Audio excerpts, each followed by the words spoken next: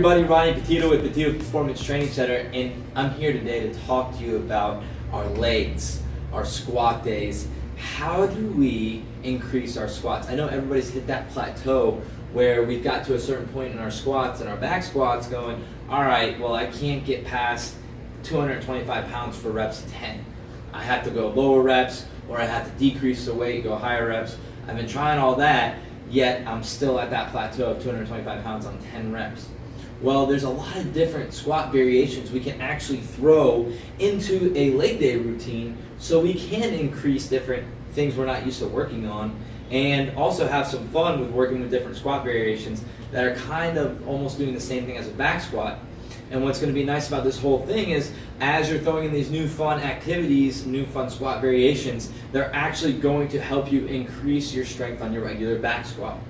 So let's check these out, just dive right into them. The first one I'm going to talk to you about is the pause rep squat. So the pause rep squat, you're just going to have the bar on your back, right? And what we're going to do is, we're going to sit our butt back and down like a normal squat, but we're going to hold at the bottom for 2 to 4 seconds, and then we're going to explode up. So how I like to do it is, when I first start going, I'll count, usually out loud, just to get the form and just get the timing down in my head. So I'll sit my butt back, get to my lowest point, right? 1, 2, up. And notice how I exploded up. Now when I explode up, I do want to be explosive up the line. When I explode up, I want to use my legs to the best of their abilities. So I'm going to sit my butt back, hold, 1, 2, 3, squeeze. Now notice also how my hips also came in. We want to do a full range of motion with these squats.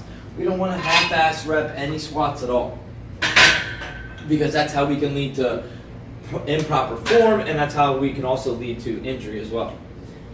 Another thing I want to focus on, before I go any further, what's nice about pause rep squats is that they literally increase everything. So they increase your starting strength, they increase your explosive strength, and they increase your overall max strength in your legs. So it's good to kind of throw those in every once in a while.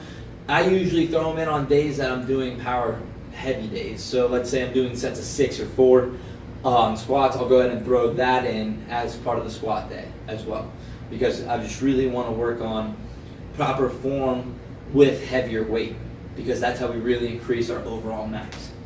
So now we're going to go to front squats. Front squats a little bit different. There's a couple variations we can do on them. Front squats are quad dominant. They're more, you could feel them more in the quad. You get a lot of burn in there. And the thing I really love about squats is that the posture. You have to have proper form in order to complete the movement, as well as really good core activity. So in order to put weight on our chest and do a squat, we have to have good core activity and have to have good posture with our form. So there's a couple ways to hold this. I like to do as if I just did a power clean or hang clean grip. Okay, well that's where my wrists are going to be this way. A lot of people have not very flexible wrists. So what I tell them to do is I'll come under and then wrap around this way, kind of make like an X with your hands. So you have a good resting base, and you want to do your best to keep your chest up. You want to have some room to breathe, of course, okay? And from here, I like to look up a little bit as well to make sure that line, that plane of my back stays straight, not straight up and down, but straight this way. I don't want to be hunched over, okay? It's hard, it's easy to hunch over with front squats, so we don't want to hunch over too much. So sit my butt back and down here, and then come back up. Remember, we want to keep that proper form. If you're getting to a weight, where the form is starting to compromise, drop some weight and go back to what weight you were using so we can ensure proper form, because front squat's a pretty dangerous movement to do, of course. Now, another variation, 1.5 squats. So what are 1.5 squats? 1.5 squats are actually for muscular endurance and muscular strength. What we're going to do with these is, you can get under the bar into a regular back squat position. And what we're going to do is we're going to go all the way down, halfway up, back down, and then all the way up. And that's 1. Okay, so as you can see, this is going to kill your quads. Absolute burner.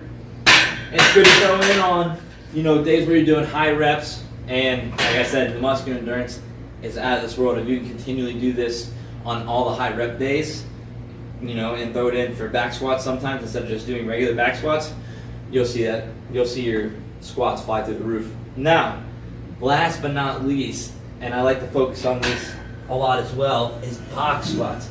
We talked about them before, but I really just want to stress that not only do they take a lot of pressure off your joints, they also really make you focus on the most powerful muscles, which are butt and our hammies.